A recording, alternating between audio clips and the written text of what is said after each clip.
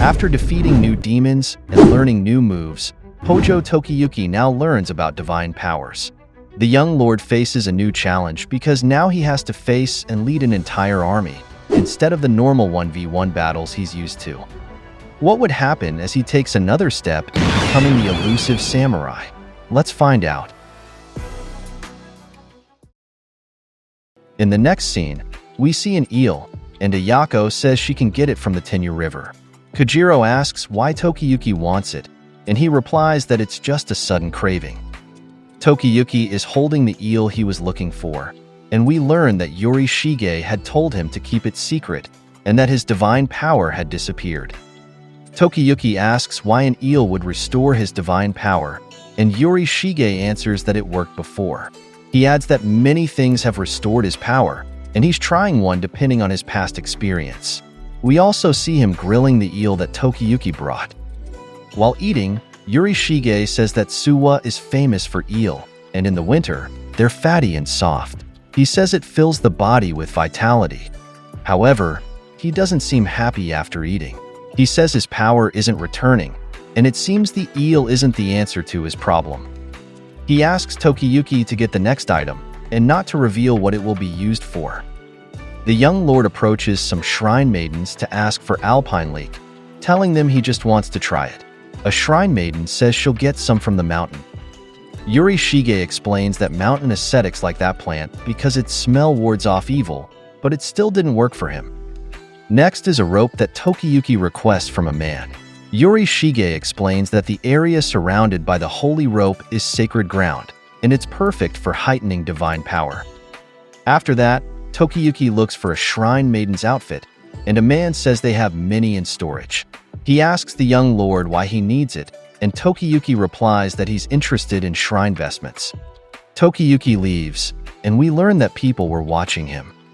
We see Tokiyuki making a life-size doll, and Yuri Shige says that in Shinto, men and women are equal, so the role of shrine maidens is important. However, he can't tell this to other people, so he'll use a doll to perform a ritual to reclaim his power. Tokiyuki finishes making the doll, and says he'll take it to Yuri Shige. While carrying it home, he hears voices from the bushes. We learn that it came from his retainers. They're discussing the things Tokiyuki gathered, and they think he has wild kinks. Moritaka says it can't be true, and it's too advanced for an 8-year-old child. Jimba says Moritaka doesn't understand, and that all spoiled brats are perverts. Fubuki tells them to calm down, and they need to remain loyal to Tokiyuki even if he's a pervert. Tokiyuki hears all of this, and someone even says that the most important thing is the restoration of the Kamakura shogunate, even if it's utterly perverted. That person adds that as the young lord's retainer, they need to master the ways of war and perversion.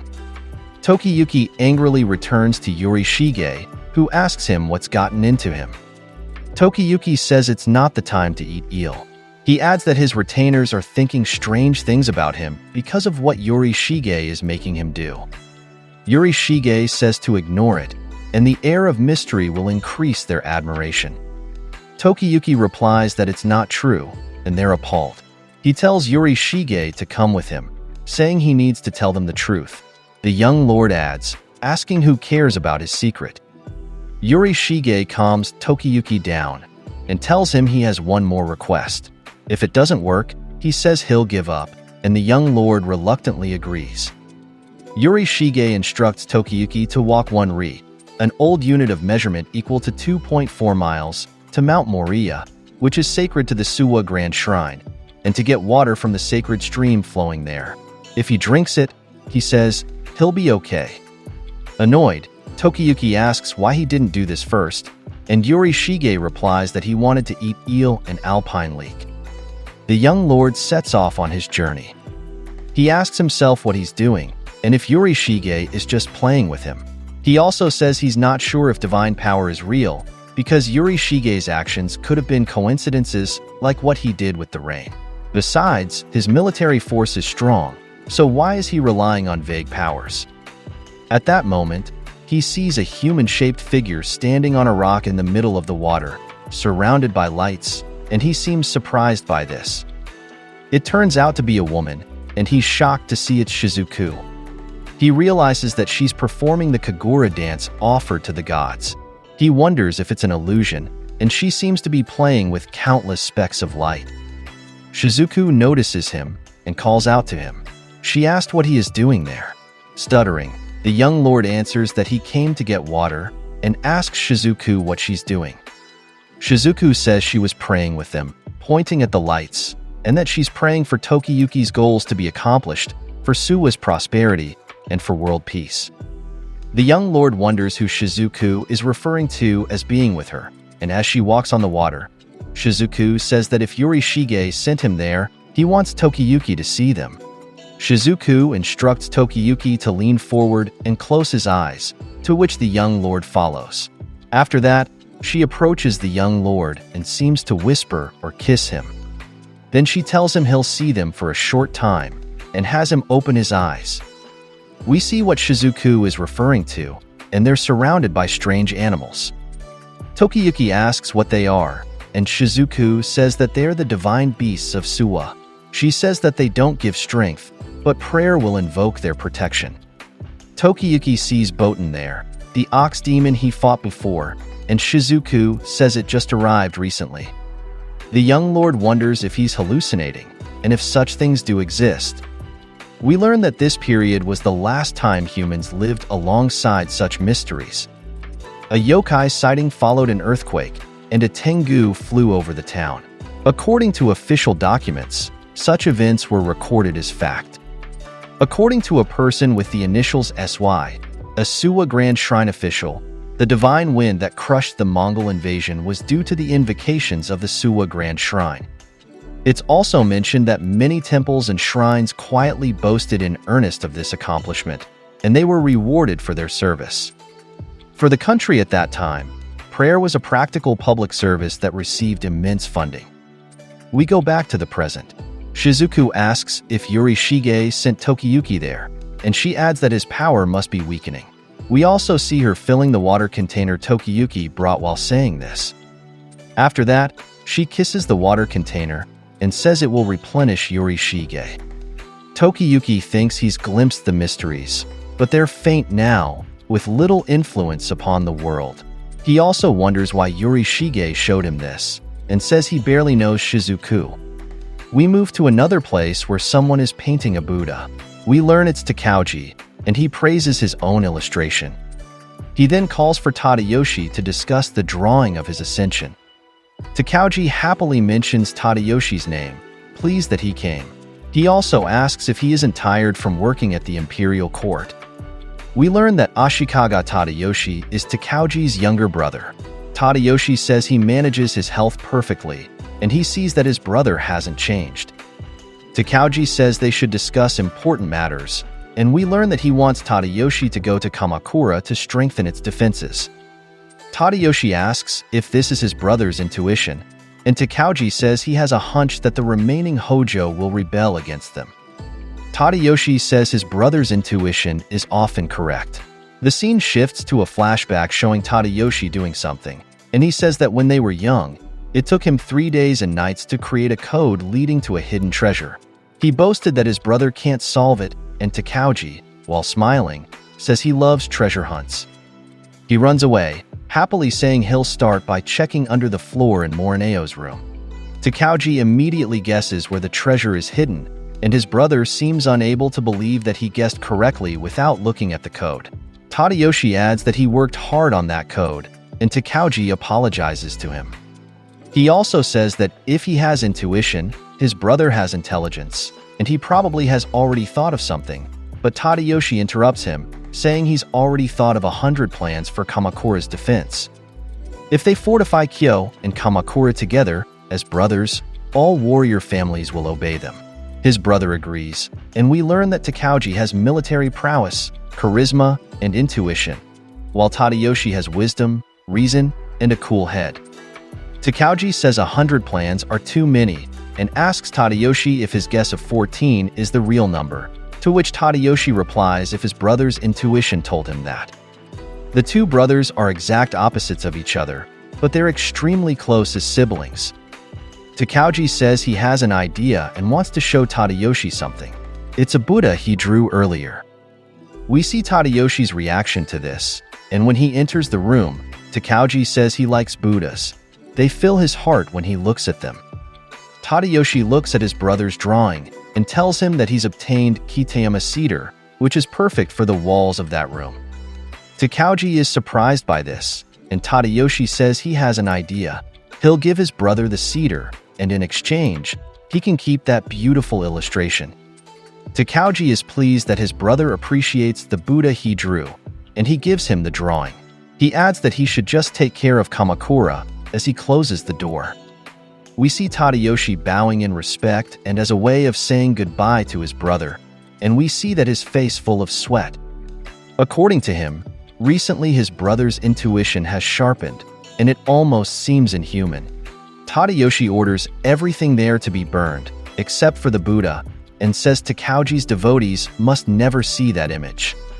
He also says he doesn't know if his brother noticed, but those Buddhas are just something to feed upon. Ashikaga Takauji seized Kamakura, and Ashikaga Tadayoshi defended it. In less than 18 months, the two brothers standing atop the world will clash against Hojo Tokiyuki. In the next scene, we see that Tokiyuki has returned to Yorishige, who laughs and asks the young lord if Shizuku noticed that his power was gone. Tokiyuki asks what Shizuku really is, and what he saw there. Yorishige answers that Shizuku has her own secrets, and someday, she can explain them to him. Yorishige drinks the mysterious water the young lord brought, and it seems his divine power is returning. However, he says he only thinks so, and Tokiyuki seems annoyed with him. After that, Yorishige explains that the divine beasts Tokiyuki saw are manifestations of sacred power, and this power exists where human eyes can't see. Tokiyuki asks what he means, and Yorishige says the young lord should consider his own situation.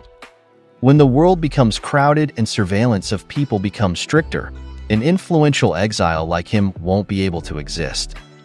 The bandits the young lord fought are a different force that can only thrive where others can't see. But now, that kind of power is weakening. When people gain the right to own land through favor or service, their attachment to it grows, and their domain expands. He adds that as people increase, the places and powers that are unseen retreat. Yorishige kneels and touches the ground they're standing on, then says that mysteries like what he's about to do are losing their mystery. We also see that where Yorishige touched cracks, and Tokiyuki is impressed because he split the ice in two. Yorishige floats while glowing, and explains that people of that time believed that the famous god's crossing on Lake Suwa was made by the god, Suwa-myojin. However, as more people observe it, they see it as a natural phenomenon. In other words, as human power strengthens, divine power weakens. He adds that when people only see crude reality, gods and their powers vanish, and so goes the flow of time. Tokiyuki ponders what Yorishige said before asking if he will also disappear someday. Suddenly, Yorishige brightens at that moment. His aura has returned, and his divine power is undying. Tokiyuki says that explains it. Yorishige pulls a part of his headgear to dim his light, saying his point is that this is the last era where invisible powers have a role, and it's perfect for the young lord's power. He adds that Tokiyuki is a mortal and not a god, so he should live to the fullest. Yorishige pulls Tokiyuki to go ice skating, telling him that someday, the place where he's having fun might melt, so he should make the most of this topsy-turvy time. Tokiyuki happily agrees, saying he understands, but Yorishige needs to clean up his playtime. We see Tokiyuki's retainers watching and discussing Yorishige while hiding in the grass. Ayako says she doesn't need to know what she is currently seeing about Yorishige. Moritaka says he used the young lord to collect things he wanted. Kojiro calls him a creep, and Jinba is delighted with him, while Fubuki has his back turned. What they're seeing is what Yorishige is doing with the doll Tokiyuki made earlier. One says he doesn't know why the priest is doing this out in the open, while another says maybe it's okay for gods to do that. For another, Yorishige makes it look sublime. Hidden from human eyes, a divine glow had accrued. We see Tokiyuki's group near a rice field, and someone asks if the farmers planted other grains in the winter after the rice harvest. Another adds that double cropping is common now. Tokiyuki says the farmers look happy with their harvest, and Shizuku explains that the reason is because there's no tax on the second crop. Fubuki is also there, thinking about various foods, which makes Kojiro call him obsessed. The young lord is smiling, and we learn that the second harvest is in April, which is why the people of Shinano are happy. We move to northern Shinano, where a man is taking the farmer's harvest and harming them. A farmer says that the second harvest isn't taxed. The man silences him, calling the farmer's dogs wagging their tails for the hojo. He also calls them scum, saying that farmers don't have a right to a single worm. A person sitting on a chair carried by slaves praises the heavy tax in spring because of the heat it brings to filling his purse. He adds that his world is peaceful on this new day, and we learn that he is Kaiohara Shinano no Kami, the Kokushi of Shinano. Sadamuna calls him, saying there was an agreement that only the first crop would be taxed. Kaiohara replies that was an agreement under the traitorous Kamakura shogunate. He says the emperor appointed him as Kokushi, so he'll make the rules in Shinano, and it's his world, to which Sadamuna says yes, lord. He also says he told Sadamuna to wear fuller eyebrows. As someone who used to live in Kyo, he shouldn't neglect elegance now that he's in the sticks. After that, he paints Sadamuna's eyebrows, saying they look better now, and that he has his mark of approval. We learn that since the Kofun period, the position of Kokushi was similar to a prefectural governor.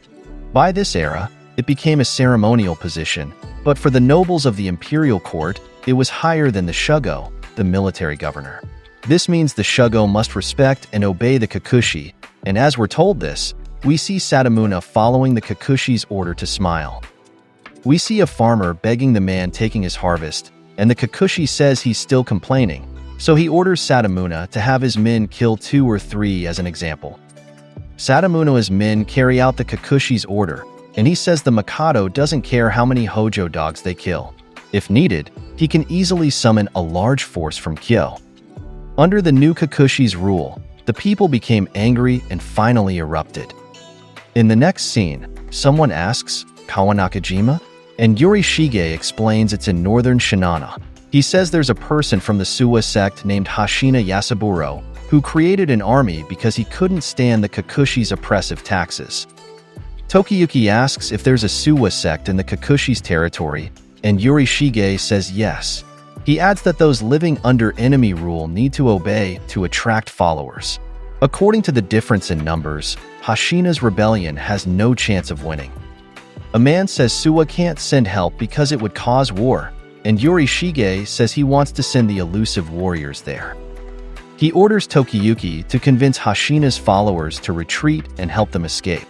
The young lord seems pressured, and Kojiro says it's a far and dangerous mission, but recently he was worried about a small reconnaissance mission nearby.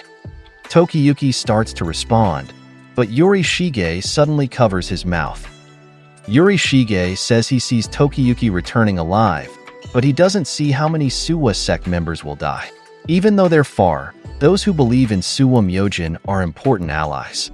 Moreover, Hashina is obedient and skilled, so he doesn't want him to die in a small conflict, and we see Tokiyuki's reaction to this. He adds that it's time to raise Tokiyuki's level of escape powers. So far, Tokiyuki has hightailed it alone, but that's not enough to be a general of an army. He needs to become an elusive general who helps as many fighters as possible to get away, and we see the young lord setting off on his journey. At their campfire, someone asks how many more days they'll travel. Jimba says it won't be sexy because there are no women with them.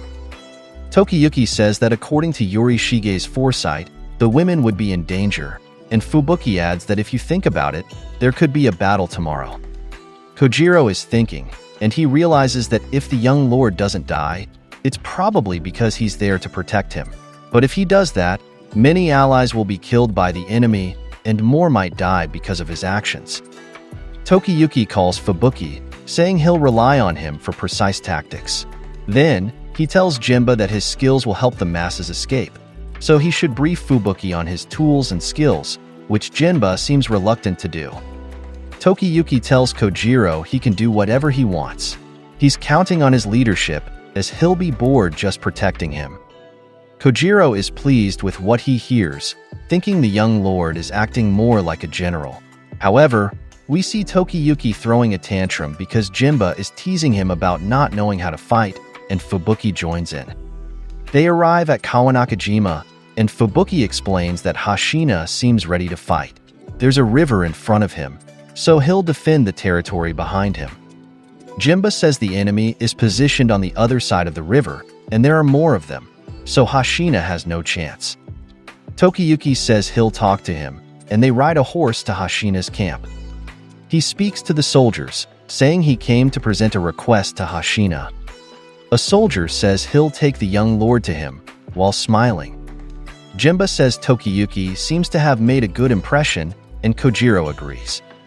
Fubuki adds that Tokiyuki's refined manners put people at ease, making him perfect for negotiations. Tokiyuki is flattered by what he hears, and tells Fubuki he's embarrassed, asking him to save the praise until he succeeds. In the next scene, a group of soldiers is looking at something, and it turns out to be Tokiyuki, who looks nervous. A man asks if they brought reinforcements from the Suwa Grand Shrine. The young lord tries to explain, but the soldiers keep talking. When they learn that Tokiyuki isn't backup, Hashina says the plan continues, and they're going to their deaths. They answer yes sir, and we see the young lord's reaction to this. Someone says the Kokushi is using his position to enrich himself. He kills anyone who doesn't pay his taxes, and now he wants to seize the land as punishment. They say he's crueler demon than Satamuna. Hashina says Myojin won't send backup, so even though they have no hope of winning, they must stake their lives on a show of their mettle. His soldiers say they are warriors, and land is a warrior's life, so it's enough to die for it. They say they'll die, and some start cheering. The elusive warriors can't believe what they're seeing, and Tokiyuki wonders if he can stop them. Moreover, he wonders why the guard outside looks so kind, and we see the guard saying he's ready to die with a smile, which surprises the young lord more. Tokiyuki is crying, and Kojiro tells him not to run because he still needs to convince Hashina and his group. However, the young lord says it's impossible now. They already plan to die, and he can't tell them to leave. We see what Tokiyuki is referring to, and Hashina's group is shouting death to us all. One of them asks his companions how they want to die. One answers that he'll be hit by 100 arrows and stagger around. Another says both his hands will be cut off, so he'll bite the enemies. We then hear someone saying it sounds like they're discussing party tricks. Fubuki says that given the situation, it's understandable that a warrior would choose death, and the Kokushi's insult to their pride runs deep. The smiling soldier says that when he's beheaded, his head will climb up the enemy's rear, eat their innards, and come out of their chest while smiling. Someone says that's not pride anymore, and the smiling soldier is just messed up. A man wants to talk to Tokiyuki, and asks if the young lord is really a messenger from the Suwa Grand Shrine. He also asks to see the letter he's carrying, if he has one. While handing over the letter, Tokiyuki asks who he is, and the man says he's Shinomiya. He reads the letter the young lord brought, and mentions that his territory is next to Hashina's, so he helped him. He adds that the letter looks legitimate, and Myojin wants to avoid battle. Tokiyuki is stunned by what he hears, and he's pleased and tearfully says that someone understands now. Fubuki asks Shinomiya where Hashina could retreat to, and he answers that they could go north over the mountains. If Hashina abandons his land in the south and focuses his warriors on the north, they could establish a strong defense. However, Hashina won't listen because he wants to defend this territory.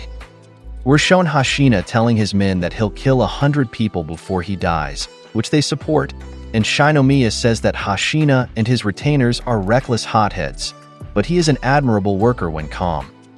He pleads with Tokiyuki not to let Hashina die, and as a messenger from the shrine, he might be able to stop him. He adds that if they need help, he'll be there. A heavy-footed person calls out to Tokiyuki.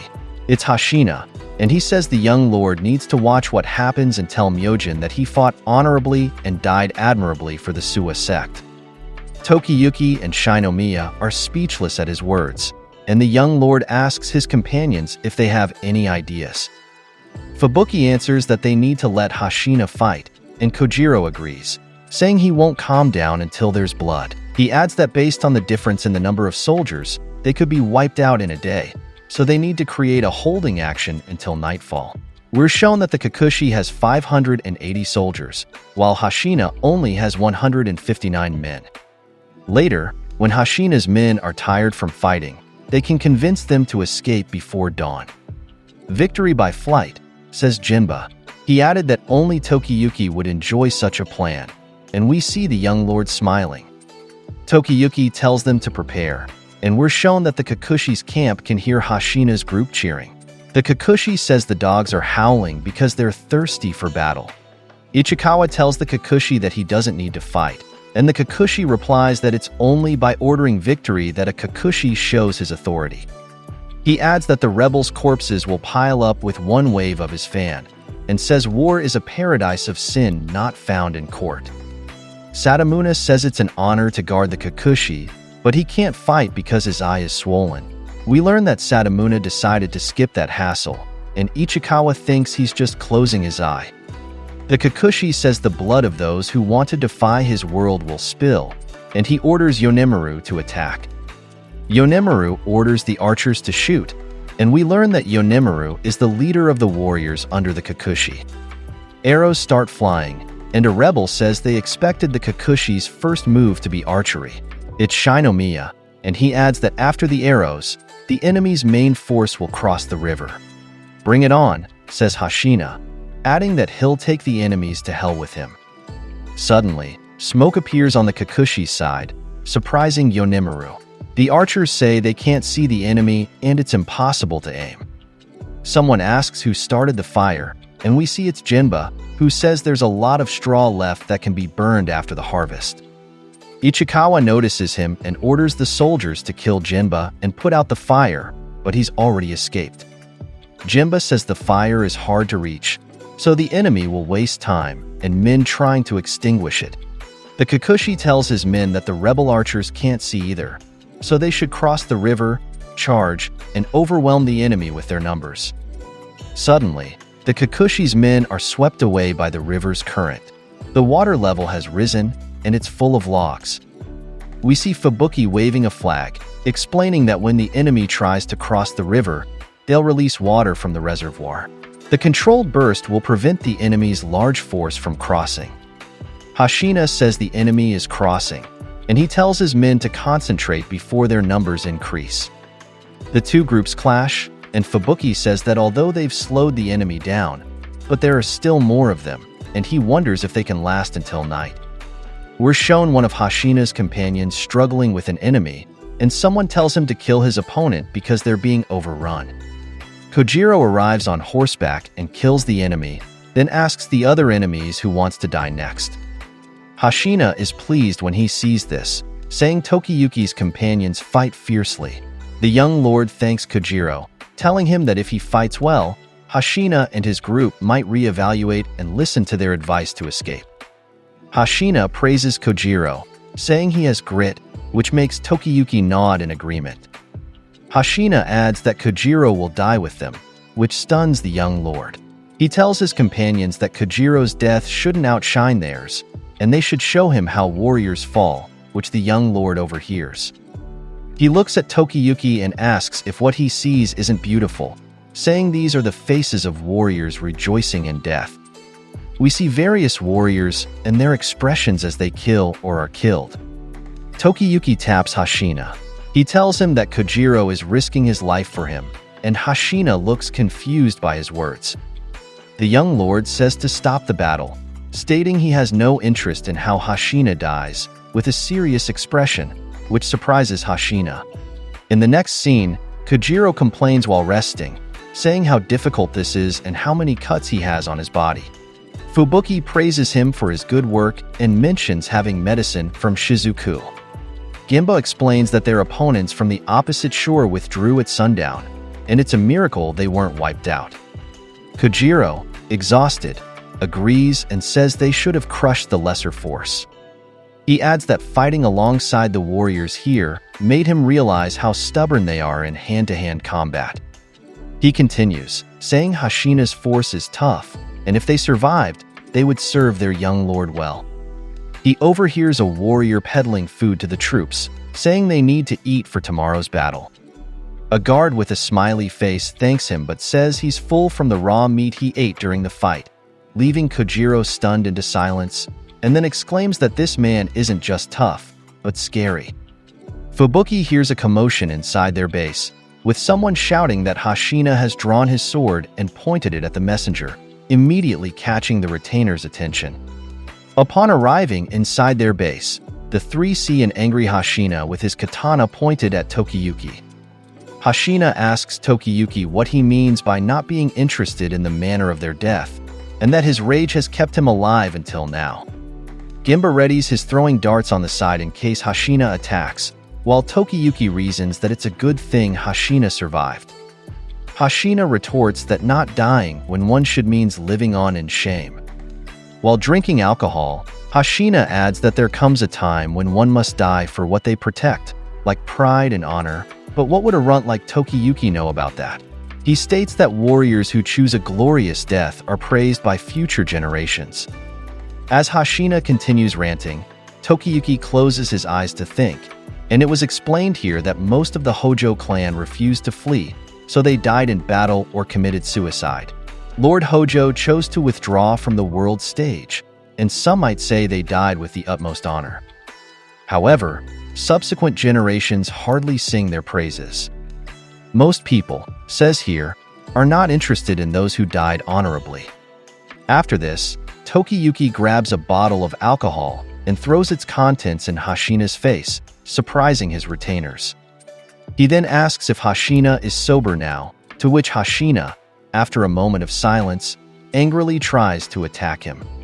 Tokiyuki easily dodges Hashina's straight stab while explaining that these warriors are drunk on the idea of a beautiful death.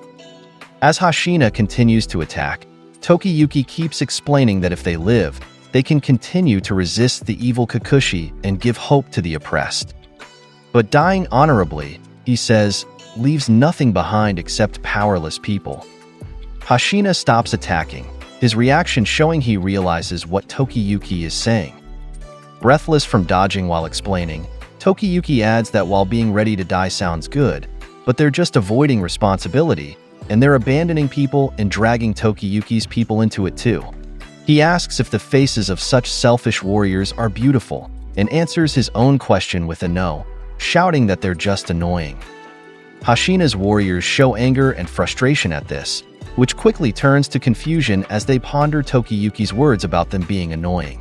Someone shouts not to be affected by his words and points to a man on the far right, exclaiming what a change. Even Ginba and the others are stunned by what they've witnessed, noticing that Tokiyuki's behavior is unusual and becoming aggressive.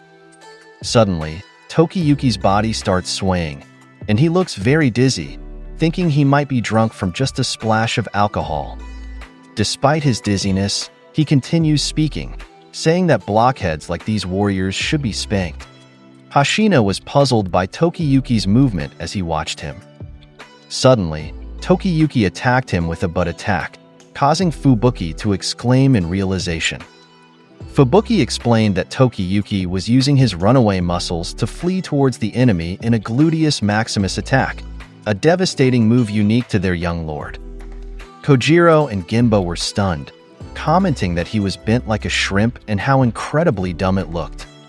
Afterwards, Kojiro's bewilderment turned into a smile, and he thought to himself that he was impressed with their young lord.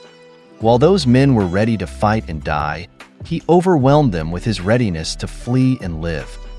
When Hashina was hit on both cheeks by Tokiyuki's butt attack, he shouted that he understood and was now sober, and asked Tokiyuki to stop. Sementaro explained to Hashina that Myojin had sent the boy to call off the fight, to which Hashina yelled that they would call off the boy's booty first. Then, Sementaro pointed out that Ginba and Fubuki had devised tactics, while Kojiro fought bravely. Thanks to them, they had survived today, but barely. He said it wouldn't happen twice, and if they fought tomorrow, they will fall, so he asked what they should do now. Hashina's eyes widened upon hearing this, and he gritted his teeth in frustration. Eventually, he forced himself to follow Semintaro's recommendation. They would escape to the north and regroup. After that, he asked how old Tokiyuki was. Kojiro answered that he was 9 years old. Upon learning this, Hashina pointed out that the boy, too young to drink, spoke as if he was more experienced in bloodshed than himself, calling him an unusual child. Hashina stood up and shouted that he had decided they would retreat quickly. He ordered his men to gather the women and children and move out, warning them not to use torches as the enemy might see them, prompting his men to quickly agree. On the other side, Kokushi was shouting angrily, scolding Yonemaru for failing to slaughter the few enemies in one day, while Yonemaru apologized while being hit with a fan. Ichikawa said he had good news. His ears had heard that their enemy was moving quickly, and he suspected they had gathered their families in preparation to flee tomorrow. He said this was good because they could take the territory without fighting. Because of this, Kokushi pinched him and called him a dolt, saying they needed to chase and kill them. While drawing on his face, Kokushi added that if they escaped, they would disturb them in the future, but he wanted his domain to be peaceful. Ichikawa shouted to wait and mentioned that Yorishige had a weird gang of kids he used as spies, causing trouble everywhere. As he was about to say they shouldn't take any unnecessary risks, Kokushi angrily interrupted, saying they needed to kill them all. If not, they would regret it later, because in this battle, letting anyone escape meant defeat. While they were talking, Tokiyuki and the other villagers started to escape. Tokiyuki commented that his head and bottom hurt, leaving Kojiro speechless that he got a hangover from just a few drops of alcohol. He also asked if Tokiyuki was clear on Fubuki's retreat plan. Tokiyuki said the plan was fine, but he didn't remember how he had convinced Hashina. Kojiro smiled at him and said he had been very cheeky, giving Hashina an ass-whooping, emphasizing the ass.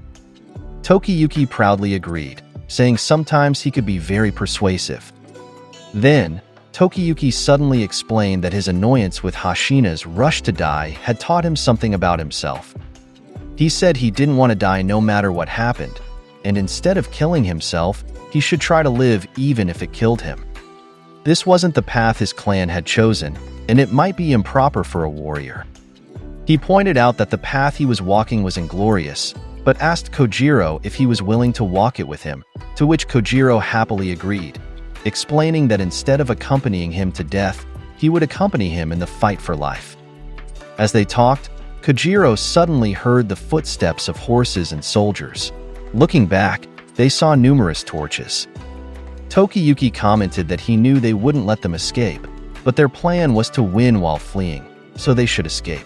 It turned out Yonemaru and his men were chasing them. Hashina's subordinate quickly shouted to him that Kokushi's army was pursuing them, so Hashina ordered his men to tell the women and children to escape. He said if they could escape past the barricade towards the north, they would hold off the enemies there. He pulled his horse to turn around, and Hashina shouted that they needed to circle back to stall their enemies in their tracks.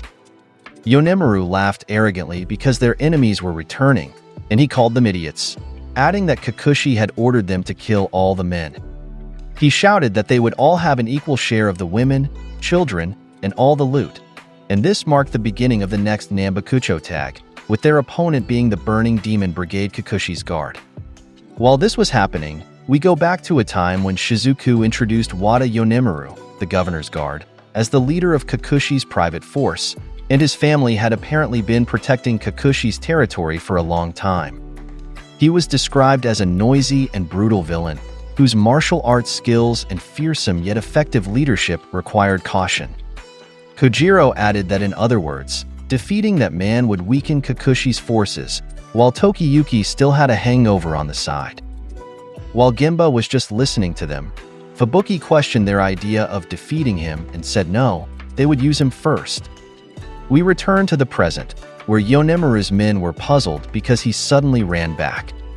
Yonemaru shouted to everyone that from now on, they should follow him because they would climb the mountain on the right, which prompted his men to ask if that wouldn't lead them straight to Hashina's forces. He called them bird brains and said that one group of their soldiers would flank behind their enemy to eliminate them from both sides. Afterward, Yonemaru quickly rode his horse while telling his men to chase after him, or he would kill them, to which they rushed forward in agreement. We go back again to the time of Fubuki's planning, and he explained to Kojiro and the others that they were retreating to a flat area, so they couldn't hide to ambush, which put them at a disadvantage as a smaller force. This meant they needed to find a way to divide the enemy, and one of their men had the necessary skills for that. After that, we returned to the present where Kokushi's men continued to charge, but unexpectedly they received a rain of arrows from above, causing them to ask Yonemaru what was happening. He only let out an irritated sound, which made his men nervous because they needed orders, and just making an annoyed sound wasn't enough. Suddenly, the person they thought was Yonemaru turned around and angrily asked if they were talking to him. They agreed but then shouted in surprise, asking who he was. Afterward, Gemba returned to his normal appearance while going back to his allies, and Shinomiya commented that he understood Gemba's skills, pointing out that he had memorized Yonemaru's appearance and disguised himself as him. He added, while continuously raining arrows, that their messenger's party was indeed formidable, and Gemba was amazed when he saw Shinomiya's speed and skill with the bow. All of his fast shots were hitting their enemies solidly, so as Gemba stared at him, he thought to himself that Shinomiya was truly a skilled archer, and the Suwa sect in Kawanakajima could really be relied upon. While this was happening, we go to Hashina, and as he easily defeated a bald enemy as if he was just playing with him, Genba added that despite fighting fiercely, not a single drop of blood splashed on his face. After Hashina defeated the bald man, he boasted to Tokiyuki, addressing him as messenger, and asked what he had to say about that, which caught his attention. He smiled and explained that they were strong when they were prepared to die, and they were also strong when determined to live, which made Tokiyuki smile and nod at what he said. However, he said, their escape from there might be difficult because after their families reached a safe place, they needed to escape from the enemies and find their own safe place. He added that, speaking of which, where was Tokiyuki's fierce companion, which surprised Tokiyuki when he said it. Tokiyuki explained that he had let Kojiro decide his own course of action because he believed it was best for him. While that was happening, let's go to Kojiro, and while he's engaged in battle, he explained in his mind that first, he would hit and run because a child like him is at a disadvantage against adult warriors. Then, he would use his small size to escape to a high place to look for allies who need help, followed by another attack and then flight again. After repeating this maneuver, he would achieve a comprehensive grasp of the entire battlefield and determine the best place to attack. While running on his horse, he thought he needed help from 4 or 5 of Hashina's men, so he started calling for allies. When he spotted one, he immediately called out, and to get his attention quickly, he pointed out that he was calling the man with the incredibly pinched face. The man turned to him, and it turned out to be Smiley Face Guard, who asked what he meant by pinched face and who he was referring to, prompting Kojiro to shout not to change appearances so suddenly because it was confusing. Kojiro also called out to a man with square facial features, but when he turned, his square facial features became round, and he asked what Kojiro meant because he surely wasn't that person. Irritated, Kojiro shouted not to round him off because his description wouldn't fit. Suddenly, another man who looked like he came from a meme intervened and asked Kojiro how he would describe him, to which Kojiro just shouted to forget it and said he was just some monstrous thing, but he will come too. He quickly explained to them that the enemies were passing along the riverside to attack the women and children behind them, so they needed to band together and attack the enemy's flank. After explaining, the men he called looked at each other, and soon they returned to their serious appearances while fighting. It was then explained to us that during those times, many armed forces were small and leadership was weak. However, the houses allied amongst themselves on the fly, thereby changing the course of battle. While Kokushi's men were passing along the riverside, Kojiro and his assembled team of warriors unexpectedly defeated them, and he shouted that they wouldn't pass through there. Kojiro praised one of his companions, calling him Baldy, which irritated the man who told him he wasn't bald and to look closely at his head because he had small hairs at the back, but he shaved them, prompting Kojiro to think that these guys are a pain in the butt. However, he quickly realized it was his fault because he didn't know their names, so he decided that when it was time to eat, he would make sure to make proper introductions. While fighting, he noticed Fubuki on horseback and wondered why he was there since he was stationed elsewhere. Soon after, Fubuki suddenly fell off his horse, worrying Kojiro, who immediately went to him. Anxiously, Kojiro asked who did that to Fubuki and told him to hang on. However, despite his concern, it turned out Fubuki was just hungry, causing Kojiro to shout angrily that this man was truly helpless. Kojiro grabbed a manju and immediately shoved it into Fubuki's mouth, while saying that he had brain power but no stamina, so he should eat that manju. After Fubuki swallowed the manju, he immediately returned to being energetic and happily said that he felt 10 times stronger, making Kojiro put on a poker face and told him to return to his spot. Kojiro then pleaded with Fubuki, explaining that his strategizing was indispensable to the elusive warriors, which made Fubuki smile. As he mounted his horse, Fubuki said no, that anyone could learn and create strategy, and what was truly indispensable was a general who moves around the battlefield, risking his life for the sake of others. This meant, he said, that Kojiro was their esteemed adjutant general. Fubuki left after saying this, and Kojiro smiled at the praise he received, saying that such praise felt fake coming from someone so talented. He then heard a disturbing sound nearby and quickly turned to look. It turned out that Yonemaru had arrived and had already taken down the men Kojiro had gathered to help him. He cried out in concern, and since he still didn't know their names, he called out to them again by their features despite what had happened.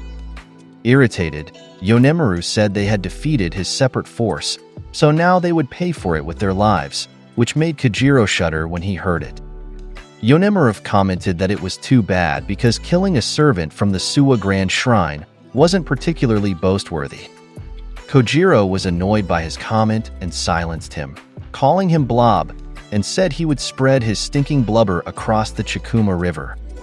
Before long, the two heated men rushed at each other like tigers fighting for their lives.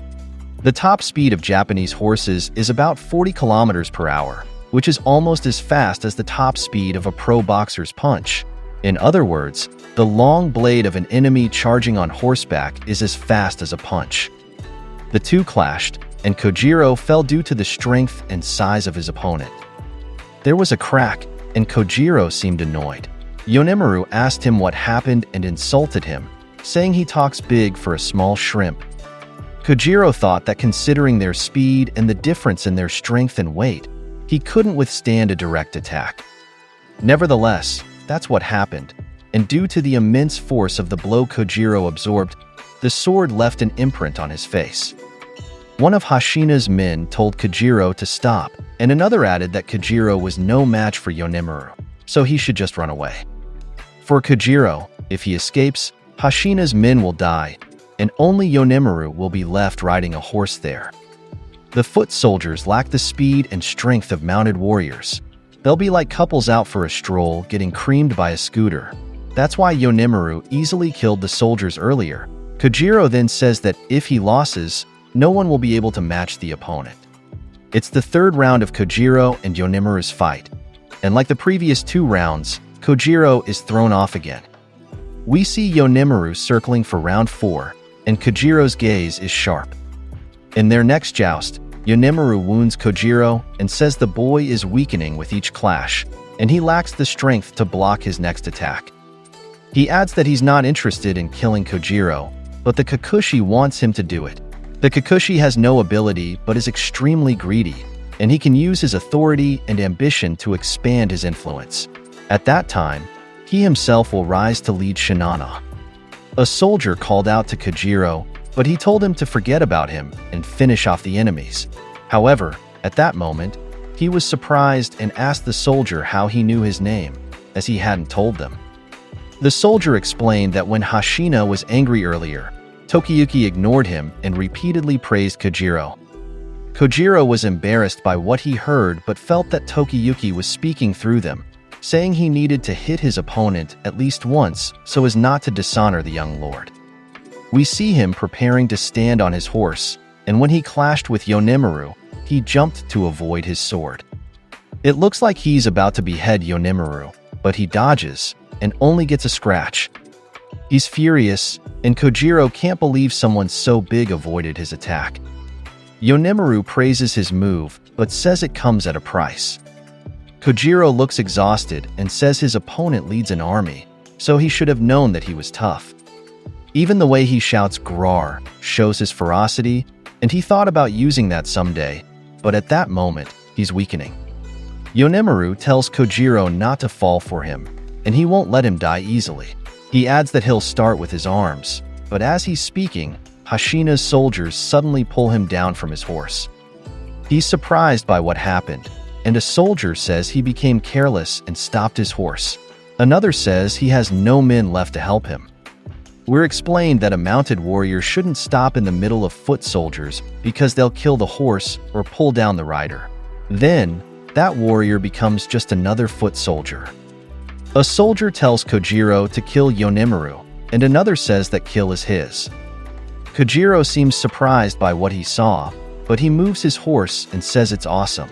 He charges, thinking it's thrilling to fight alongside his comrades. As he's about to kill Yonemaru, he says he's Kojiro of the Elusive warriors, and he'll take his ferocity and head. Kojiro finishes off Yonemaru, slicing his head down the middle. We move to the Kokushi's main force, and the Kokushi asks his army what they're waiting for, and saying he can't see because of the mist. Ichikawa says he hears the enemy's rear guard struggling, and they're alternating between advancing and retreating. In the end, he says, they'll overwhelm the enemy with their numbers even if the women and children escape. The Kokushi seems angry at what he heard about the women and children, and orders Ichikawa to hunt them down because he'll choose the best women for his personal harem. While getting writings on the face, Ichikawa argues that if they leave, there will be no one to protect the Kokushi. The Kokushi replies that the enemy is running away so he doesn't need protection, and asks Ichikawa if he doesn't know what strategy is. He also asks if he's a coward, saying that if he's a warrior, he should risk his life and fight. Ichikawa follows the Kokushi's order, and he hears a splish-splosh-splish sound. When he turns to look, he sees someone riding a horse, and we learn it's Fubuki. Let's turn our attention to Hashina, who had killed someone when he was informed that the women and children were safe. He ordered the bells to be rung for a full retreat, and said that the rear guard will remain to draw the enemy away. He told Tokiyuki that he could leave now, but Tokiyuki replied that he couldn't yet, as he was responsible for encouraging their evacuation. He said he had reached that point, so if he were the only one not to face the enemy, it would be a waste. We see Hashina shedding tears, saying that Tokiyuki's dedication was touching. Other soldiers heard the bell, and one soldier told the smiling soldier that it was the signal to retreat, but he continued stabbing his enemy before leaving. The Kokushi soldiers said that Hashina's soldiers were retreating, and someone said to cut into them while their backs were turned. Suddenly, they were surprised by arrows, and we learned that Hashina's group had planned to shower them with arrows for mounted warriors while they escaped. The Kokushi's men would find it difficult to advance because of the arrows, and we see that one of the mounted warriors is Tokiyuki. A soldier became annoyed with the young lord, saying he got good aim. Others said they were close to victory and didn't want to die. Someone explained that when the enemy begins to anticipate the rewards of victory, they will think twice about rushing into danger. He also said that even while on the run, Tokiyuki's warning shots were effective. The rear guard was in the most dangerous position during a retreat, so their comrades admired them. Hashina said he was impressed by Tokiyuki, and we see various soldiers admiring him.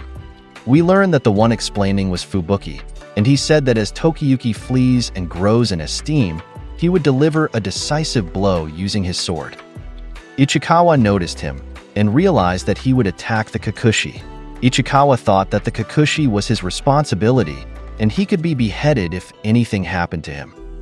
He warned the Kokushi that Fubuki was on his right.